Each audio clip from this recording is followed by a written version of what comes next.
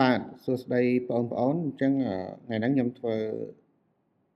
វីដេអូបង្ហាញអំពីមេរៀន React.js Part 3ណាអញ្ចឹងមេរៀនយើងតពីមេរៀនមុនReact.js Part 1និង React.js Part 2ណាអឺនៅក្នុងមេរៀននេះខ្ញុំនឹង more focus ទៅលើអឺការ connect ជាមួយនឹង Firebase សម្រាប់ block app website របស់យើងដែលខ្ញុំបានត្រៀមសម្រាប់lab part 3របស់យើងណាអញ្ចឹងរំលឹកបន្តិចទៅតកតងនឹង React part 1និង part 2អញ្ចឹង React part 1យើងបាននិយាយអំពីការ install React application ឬក៏ការបង្កើត React app project ដែលយើងបង្កើតទៅយើងបាន folder src ហើយជាធម្មតាអ្វីដែលយើងបង្ហាញនៅក្នុង UI របស់យើងគឺវាចេញមកពី main component នៅក្នុង file app.jsx ណានៅក្នុង folder src អញ្ចឹងនៅក្នុង app.jsx នេះវាជា main component របស់យើងហើយជាធម្មតាយើងត្រូវបង្កើត component តូចៗដើម្បីយើងហៅវាមកផ្គុំនៅក្នុង app.jsx ហ្នឹងexample នៅក្នុង lab ដែលយើងបានធ្វើកន្លងមកគឺយើងបង្កើត folder បន្ថែមទៀតដូចជា folder component សម្រាប់យើងដាក់component ដែលជា part របស់ page ដូចជា footer ឬក៏ navigation bar ណាហើយក៏មាន sidebar សម្រាប់ admin portal ហើយសម្រាប់component page វិញខ្ញុំមានដូចជា home page login page និង register page ដែលយើងបានអនុវត្តកាលlab កន្លងមកយើងអាចបង្កើតaccount ហើយយើងអាច log in ចូលទៅក្នុង dashboard ណាអញ្ចឹង concept របស់ React គឺវាប្រើជាលក្ខណៈ component ដើម្បីយើងគុំ component ហ្នឹងคล้ายទៅជា full page ណាហើយអ្វីដែលយើងបានរៀនកន្លងមកក៏យើងបាននិយាយអំពី React Router DOM សម្រាប់យើងបង្កើត URL ណាយើង configure URL នៅក្នុងapp.jsx នេះគឺយើងបង្កើត URL ឲ្យ page ណាបង្កើត URL ឲ្យ page ថា page ហ្នឹងវា URL អីគេណាដូចជាslash នេះគឺ home ហ្នឹងហើយ slash login គឺសម្រាប់ page login register ហ្នឹងសម្រាប់ page register ចា៎ហ្នឹងជាអ្វីដែលយើងបានធ្វើកន្លងមកហើយយើងក៏បានរៀនបង្កើត component ពេលយើងបង្កើត component យើងអាចប្រើ export default ឬក៏ name export សម្រាប់ export component របស់យើងណាដើម្បីយកវាមកផ្គុំនៅក្នុង app.jsx ណា component ក៏យើងអាចផ្គុំយើងអាចហៅ component មួយទៅកាន់ component មួយទៀតបានដែរមិនមែនចាំតែយកមកដាក់នៅក្នុង app.jsx ទេណាជារួមទៅយើងអាចបង្កើត component ហើយយើងហៅវាទៅកាន់ component មួយទៀតហើយចុងក្រោយយើងអាចហៅសរុបមកកាន់ app.jsx អូខេអញ្ចឹងនេះជាអ្វីដែលយើងបានរៀនកាល part 1ហើយ part 2យើងបាននិយាយអំពី state management យើងប្រើ use state ហើយនឹង prop ហើយនឹងយើងនិយាយអំពី use effect ណា use effect អញ្ចឹងមេរៀននេះយើងបន្តទៅមុខទៀតតកតងនឹងការ summary ទៅលើ API ដែលយើងប្រើនៅក្នុង Google Firebase ណាអញ្ចឹងខ្ញុំនិយាយអំពី lab របស់យើងមុនយើង start មេរៀនអញ្ចឹងនៅក្នុង lab របស់យើងនៅក្នុង part 3 នេះlab part 3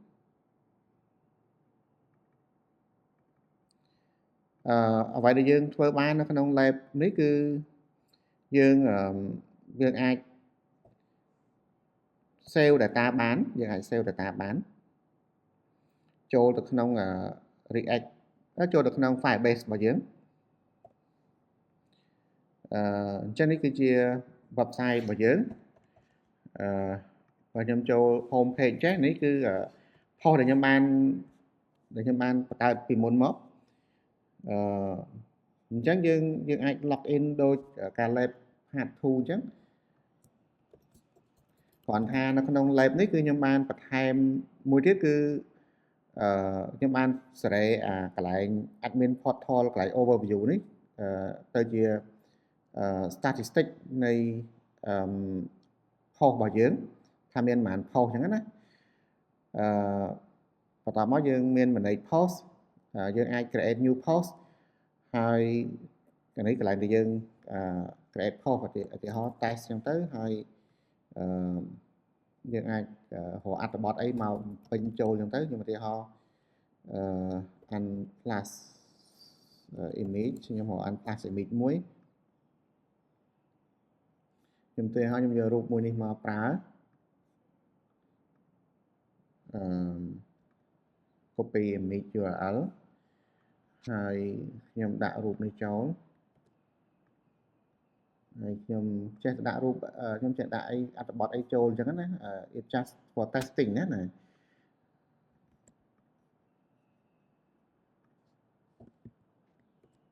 អូខេ anyway អញ្ចឹងខ្ញុំ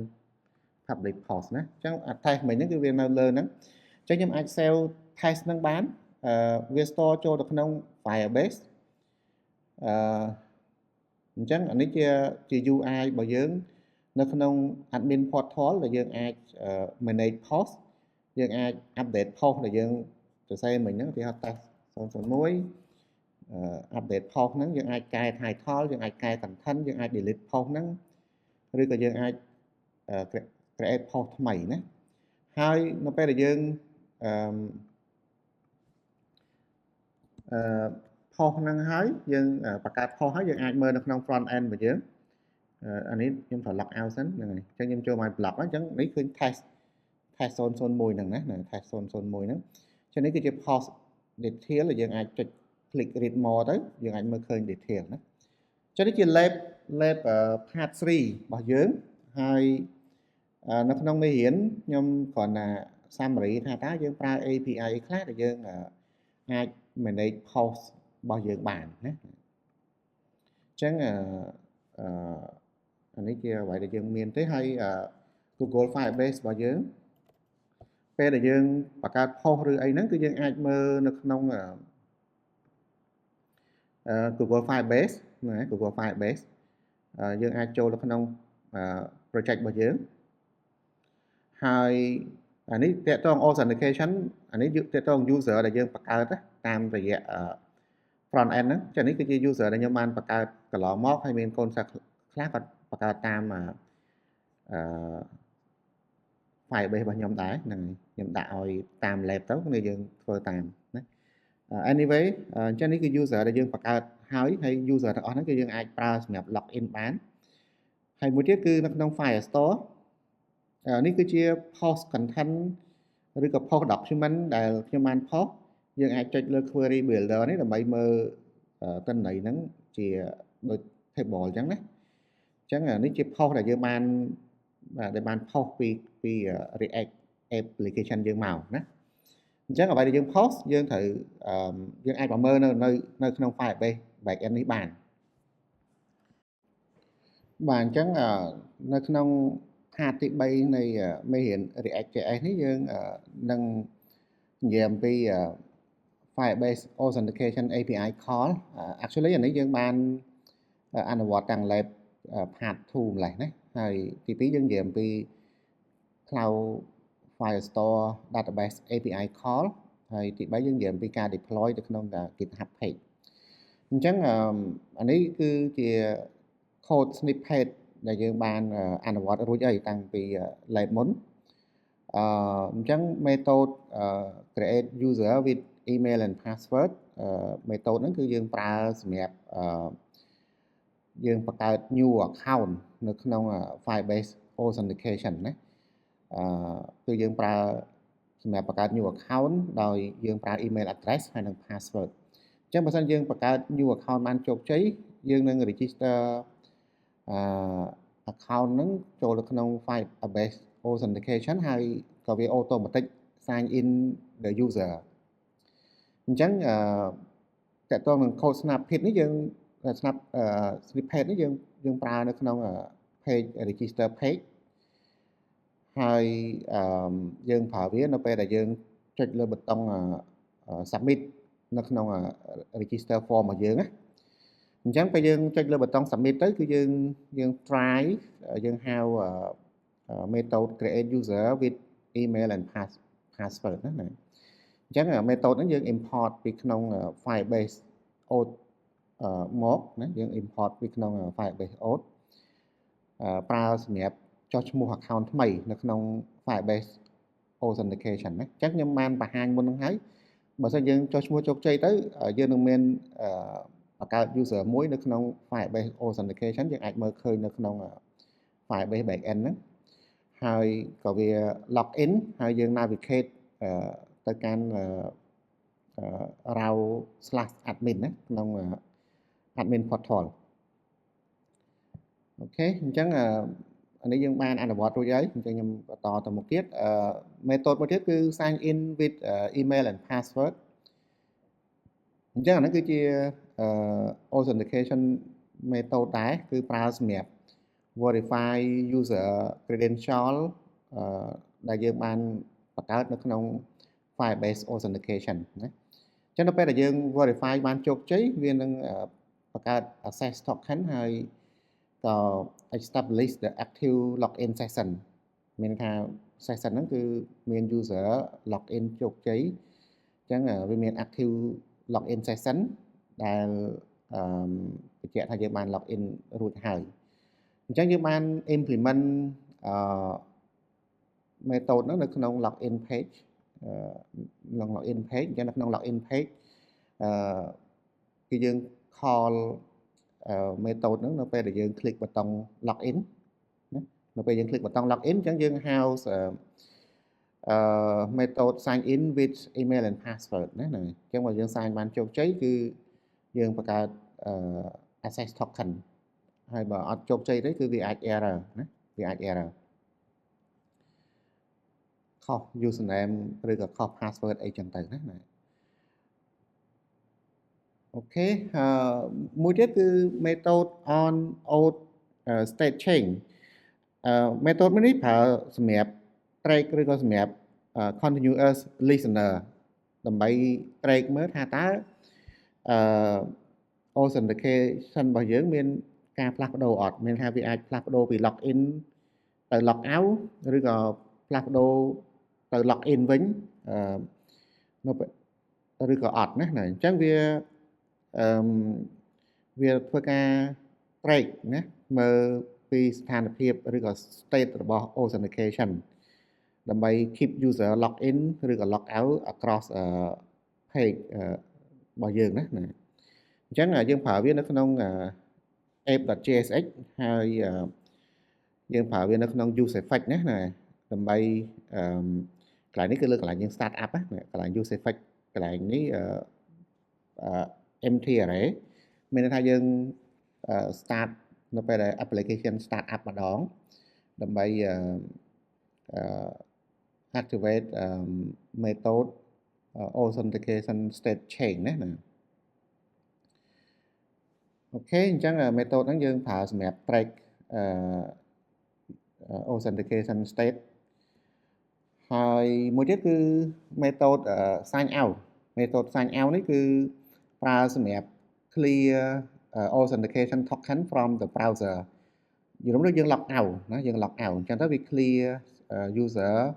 ហើយនឹង authentication ចេញពី browser របស់យើងអញ្ចឹងទៅយើងក៏ទៅ log out page ណាយើងអាចថាទៅ home page អញ្ចឹងទៅណាអញ្ចឹងយើងប្រើវានៅក្នុងapp.jsx ដែរណាអញ្ចឹងដល់ពេលយើង click ប៊ូតុង log out ទៅគឺវាហៅ method នឹងមកប្រើណា handle log out អញ្ចឹងជារួមទៅនៅក្នុងauthentication យើងមាន method 4ដែលយើងបានអនុវត្តប្រើហើយនៅក្នុង lab part 2 គឺ method create user with email and password, method sign in with email and password, method on auth chain state change ហើយនឹង method sign out ណាតើតើនឹង Cloud Firestore Database API Call វិញអានេះគឺជា API សម្រាប់យើង store data ចូលទៅក្នុង Firestore អញ្ចឹងនៅក្នុង lab part 3របស់យើងខ្ញុំបានដាក់guideline ឲ្យយើងចូលទៅក្នុង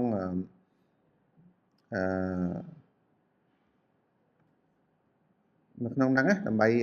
activate Firestore អញ្ចឹងយើងត្រូវ follow តាម guideline របស់ខ្ញុំដើម្បីយើងប្រើ Firestore ហ្នឹងអញ្ចឹងយើងអាចមើលត្រឹម part ទី4កន្លែង number 4 នេះគឺយើងត្រូវចូលទៅក្នុង Firestore ហើយយើងត្រូវបង្កើត rule ទៀតណាអញ្ចឹងខ្ញុំសូមបញ្ជាក់ដើម្បីយើងអាចឲ្យ lab របស់យើងដើរឬ project យើងដើរយើងត្រូវចូលទៅក្នុង Firestore ហើយយើងចូលទៅក្នុងFirestore ណាយើងចូលទៅ Firestore បើយើងចូលទៅ project ចឹងទៅហើយយើងចូលទៅក្នុង Firestore ណាយើងចូលទៅក្នុង Firestore ហើយយើងត្រូវបង្កើត collection នេះយើងមិនបង្កើតក៏បានទេវាអូតូទេយើងអាចចូលទៅក្នុង rule ចូលទៅក្នុង rule ដូចជាចូលក្នុងនេះណាជប់មកពី interface ខ្ញុំធំពេកណាrule ណា rule នៅលើណាសុំទោសនៅខាងលើហ្នឹងគឺមាន rule ណាអញ្ចឹងយើងត្រូវដាក់ rule នេះដើម្បីយើងបើក permission ឲ្យយើងអាច access ទៅកាន់ post collection បានណា post collection ណាអញ្ចឹងនេះគឺខ្ញុំមាន data នៅក្នុងហ្នឹងមាន post collection ណាអាហ្នឹងគឺជា table ដែលយើង store data របស់យើងណា data post ណាអញ្ចឹងយើង follow តាម guideline នៅក្នុង lab part 3របស់ខ្ញុំទៅយើងអាច save data update data delete data read data ពីក្នុង Firebase ឬក៏ Firestore នោះបានហើយណាអញ្ចឹងតកតងនឹង method ដែលយើងប្រើសម្រាប់ access ទៅកាន់ Firestore ហ្នឹងទីមួយយើងមាន collection និង query ណា collection និង query អញ្ចឹងអាហ្នឹងគឺយើងប្រើសម្រាប់ reference ហើយនឹង build query អញ្ចឹង collection គឺយើងប្រើសម្រាប់ create reference point ទៅកាន់ database របស់យើងណា database របស់យើងនៅក្នុង lab របស់យើងនេះគឺឈ្មោះថា post ណា post មាន s ណាអញ្ចឹងយើងបង្កើត collection ឈ្មោះថា post ហ្នឹងទៅហើយcollection នេះគឺយើងប្រើសម្រាប់ reference ណាអញ្ចឹងនេះកន្លែងនេះ code ខាងនេះណាគឺយើងប្រើសម្រាប់បង្កើត reference ហើយបន្តមកយើងសរសេរ query ប្រើ query build សម្រាប់សរសេរសម្រាប់បង្កើត query ណាគឺយើងដាក់ post reference ហ្នឹងមកហើយយើងដាក់ order by create hit add និង descending ណាមានន័យថាជា query សម្រាប់ទាញ post ដែលយើង order តាម create hit add descending ណាយកថ្ងៃក្រោយគេមុនគេចឹងនេះគឺជា query builder queue ណាជា variable សម្រាប់បង្កើត query ណាអញ្ចឹងពេលយើងបង្កើត query នឹងហើយយើងអាចប្រើ method get doc នេះគឺសម្រាប់យើង read all data ណា document ហ្នឹងគឺ data ហ្នឹងឯងណានៅក្នុង Firestore យើងហៅ document actually វាជា data ណាអញ្ចឹងនៅពេលដែលយើង request collection of data from Firestore យើងអាចប្រើ get doc ណា get doc អញ្ចឹង query នេះប្រើសម្រាប់ build query ហើយយើងប្រើ get doc នេះសម្រាប់ request data ពីក្នុង query ហ្នឹងណាអញ្ចឹងគឺមុនមកយើងប្រើ query ណា query ហើយនេះជា reference collection ហើយបន្តមកទៀតយើងប្រើ get doc ណា get doc ហ្នឹងគឺយើង get all data ណា all data បន្តមកយើង map data ហ្នឹងទៅជា JavaScript object ដើម្បីយើងយកមក display នៅក្នុង home page របស់យើងណាក្នុង card របស់យើងអូខេហើយមួយទៀតគឺ get doc ដែរប៉ុន្តែ get doc អត់មាន s ទេហើយនឹង doc ណាអញ្ចឹង doc នេះគឺវា point ទៅកាន់ specific document by id ហើយ get doc នេះគឺសម្រាប់fetch that individual document from the file store ណាអញ្ចឹងមានន័យថាវា read document detail មួយហ្នឹងណាអញ្ចឹងជាធម្មតាយើងមាន doc នេះដែល map ជាមួយនឹងឬក៏ point ជាមួយនឹង data តាមរយៈ id តមកយើងប្រើ get doc ណា get doc ណាជាមួយនឹង doc reference ហ្នឹងអញ្ចឹងដែលនេះគឺយើងread data មកdetail ណា read data detail អញ្ចឹងយើងប្រើវានៅក្នុង page post detail ណា post detail page នេះគឺជា method មួយទៀតសម្រាប់យើងបង្កើតថ្មី add new post មានន័យថាយើងបង្កើត new data អាហ្នឹង create ហ្នឹងគឺ method យើងឈ្មោះថា add doc ណា add doc ហើយ method server timestamp នេះគឺគ្រាន់តែ get server time ទេណា get server time ទេអញ្ចឹងពេលយើងបង្កើត new post បង្កើត new record យើង implement វានៅក្នុង post manager ហ្នឹងគឺយើងប្រើ add doc ណាហើយយើងដាក់ title content author email ហើយនឹង created add ចឹងទៅតាម server timestamp អញ្ចឹង new record វានឹង add ចូលទៅក្នុង Firebase នៅក្នុង File Store ហ្នឹងហើយ Firebase File Store ណាupdate គឺប្រើសម្រាប់ change content នឹងឯងណា change content អញ្ចឹងយើងប្រើនៅក្នុង page post manager នៅដូចគ្នាគ្រាន់ថាមុនមកយើងត្រូវផុត reference ទៅកាន់ post id មួយណាយើងត្រូវកំណត់ reference ទៅកាន់ post id មួយណាអញ្ចឹងយើងកំណត់ហើយទើបយើងប្រើ update doc ណា update doc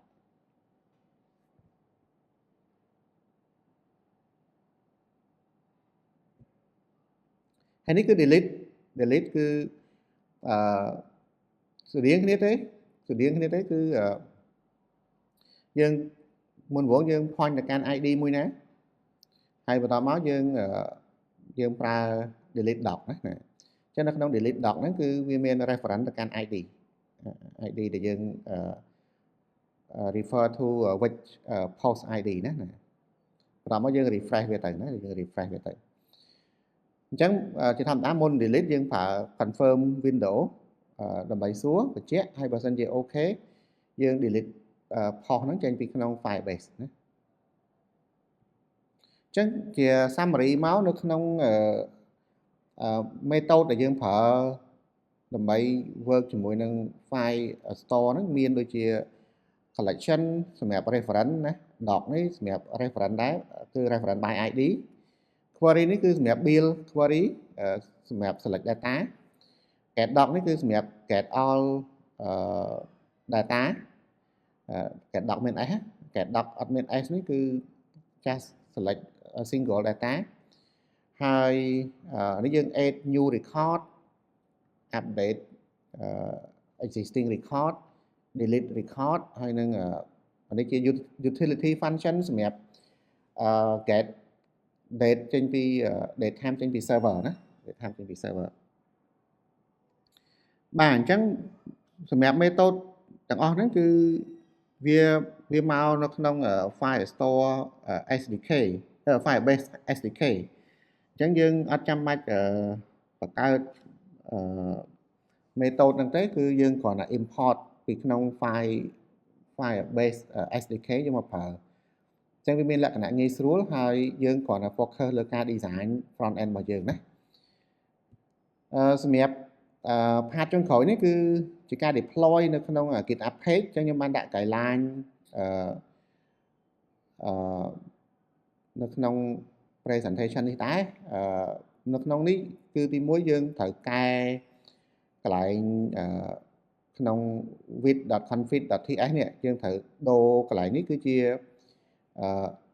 repository name របស់យើងជាធម្មតានៅក្នុងGitHub យើងមាន repository name ណាអញ្ចឹង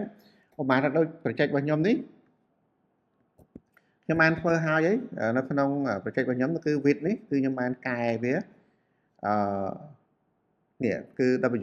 wct1 react.js ណាអញ្ចឹងហ្នឹងគឺជាឈ្មោះ project របស់ខ្ញុំគឺយើងកែឡើងហ្នឹងមកហើយអាហ្នឹងយើងបានមកពីណាគឺយើងបានមកពីនៅក្នុង GitHub របស់យើងណាអានេះគឺជាវិធីដែលយើងដាក់ project យើងចូល GitHub ណាដើម្បីឲ្យវា display នៅក្នុង GitHub page អញ្ចឹងខ្ញុំឧទាហរណ៍ organization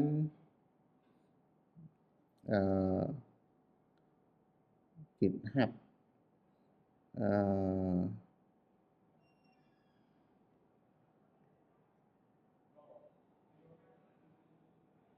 this one ណានេះគឺជា project របស់ខ្ញុំអញ្ចឹង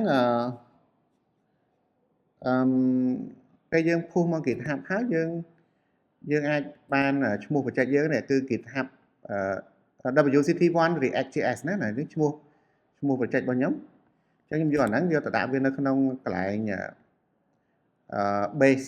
ក្នុង with.config.js នេះណាអញ្ចឹងខ្ញុំដាក់អាហ្នឹងមកហើយទី2គឺខ្ញុំត្រូវ install gh page ហ្នឹងអញ្ចឹងយើង install ហ្នឹងមកហើយបន្តមកទៀតយើងត្រូវ config វា config យើងត្រូវបន្ថែម home page ត្រូវបន្ថែម pre deploy យើងទៅដាក់ setting នៅក្នុង JSON package.json ដូចអញ្ចឹងណាអញ្ចឹងគឺយើង package.json នេះអញ្ចឹងខ្ញុំមានថែមhome page ហើយខ្ញុំបានថែមsetting ទាំងអស់ហ្នឹងដូចជា build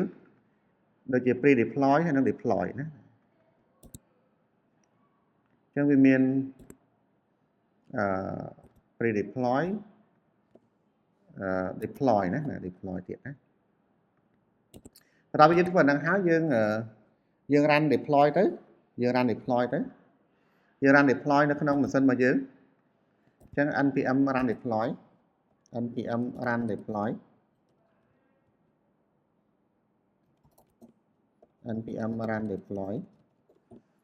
ពេលយើង run deploy ហើយគឺវានឹងចូលទៅក្នុង GitHub របស់យើងនៅ brand មួយគឺ GitHub gh page នេះណា gh page វានៅក្នុងមាន brand ហ្នឹងមួយដែល brand ហ្នឹងគឺវាមានតែ build file ទេអញ្ចឹងយើងអាចចូលទៅក្នុង setting ហើយយើងចូលទៅក្នុង page ហើយយើង deploy ហ្នឹងគឺយើងយក gh page ហ្នឹងមកហើយយើងដាក់នេះ root ដែរអញ្ចឹងយើងរងចាំបន្តិចទៅនេះគឺជា project របស់យើងដែលយើង deploy នៅក្នុង GitHub page ណាអញ្ចឹងយើងចុចកន្លែងនេះគឺ home page របស់ខ្ញុំចឹងនេះគឺជា project ដែលខ្ញុំ deploy នៅក្នុង GitHub page តែយើងបានបង្កើតវាក្នុង React មុនហ្នឹងណាបាទអញ្ចឹងមានប៉ុណ្ណឹងឯងសម្រាប់មេរៀនយើងសង្ឃឹមថាគ្នាយើងអាចអនុវត្តបានទាំងអស់គ្នាណា